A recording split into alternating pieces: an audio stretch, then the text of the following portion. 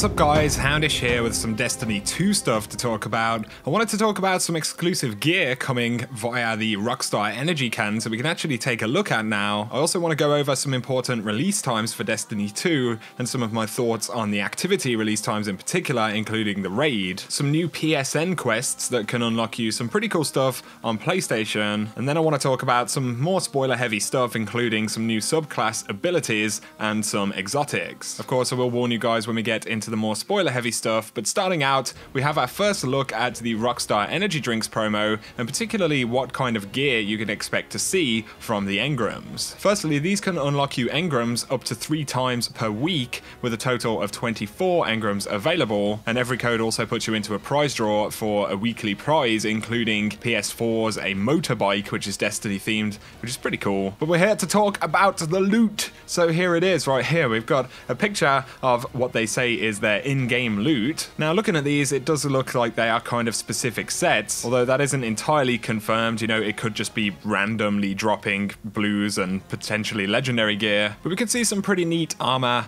on the Guardians right there. Interestingly, the Warlock has a pretty cool looking rifle right there, and the Titan also has a shotgun, which is actually the same model shotgun as the 2 to the Morgue from back in Destiny 1. We can also see an SMG on the left hand side, which is a Hake weapon, a Hake grenade launcher I believe, and then the Viced auto rifle. So it does suggest potentially that these engrams can be unlocking all kinds of different types of legendary gear. So these codes are now actually redeemable. I will leave the link in the description below if you want to head to that website. Up next, I wanted to reiterate some important stuff from this week at Bungie, just in case you missed it. Last night, of course, there were a bunch of leaks and stuff like that, so you may have actually missed the legitimate information that we have, but the raid will be launching on September the 13th at 10 AM Pacific, which is 6 PM BST in the UK, and on top of this, we will have Trials of the 9 launching on September the 15th at 10 AM Pacific and 6 PM UK, which is the same time. So they're giving us a bit of a heads up here. A lot of you guys have asked me, you know, what to think about this. Is it too early? Personally, I think it's pretty early to launch the raid.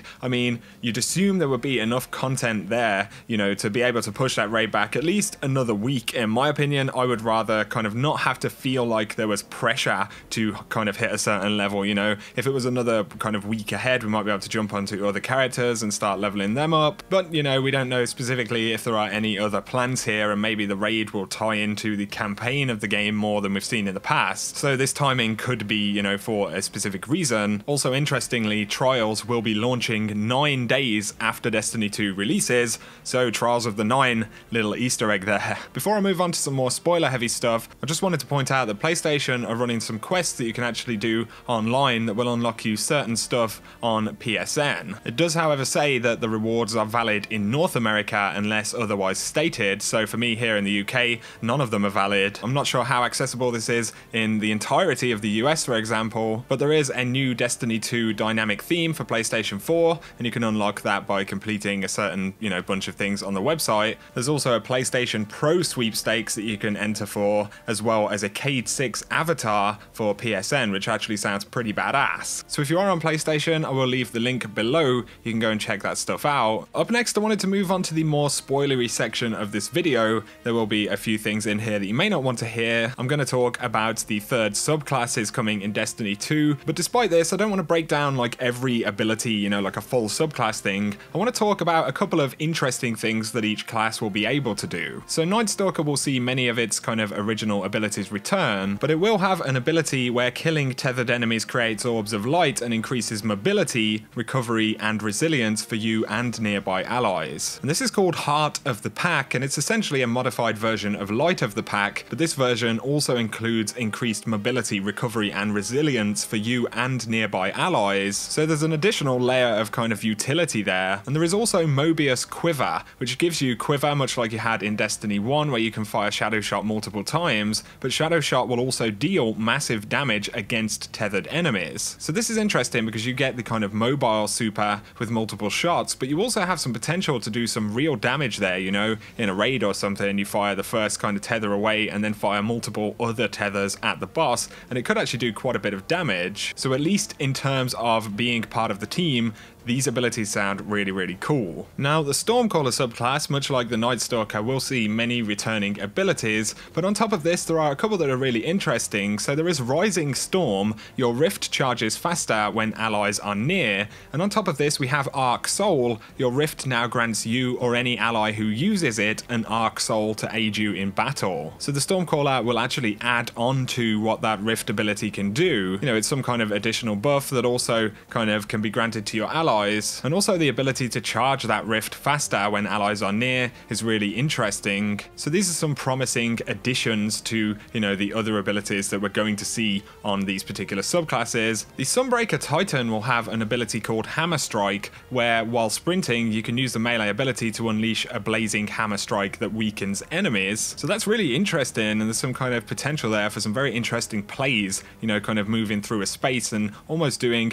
a kind of blast radius of damage. There is also Tempered Metal, where solar ability kills grant you and nearby allies bonus movement and reload speed. There's also a new melee ability called Mortar Blast, where using a charged melee will set nearby enemies on fire if you strike an enemy with the solar explosion from that melee. So there'll actually be a kind of radius of damage that you can do with that thing by striking one enemy with a melee. There is also Rings of Fire. When standing in a sunspot, your solar abilities recharge faster and your super lasts longer. So a little bit more of the kind of theme of using your power to generate more power, kind of like you see on more of the Warlock subclasses. It's really interesting with how they're approaching this in Destiny 2 and kind of picking little things that they can transfer from one subclass into another. So there we go. I wanted to break down a few of the interesting abilities that we've seen inside of the leak. Like I said, I don't want to break down absolutely everything. I feel like it's just kind of too spoilery at this point, but if you want to find that stuff out, simply go and look on Reddit. I won't leave the links to that in the description below, but it's pretty much everywhere. If you search Destiny the game on Reddit, you'll find it.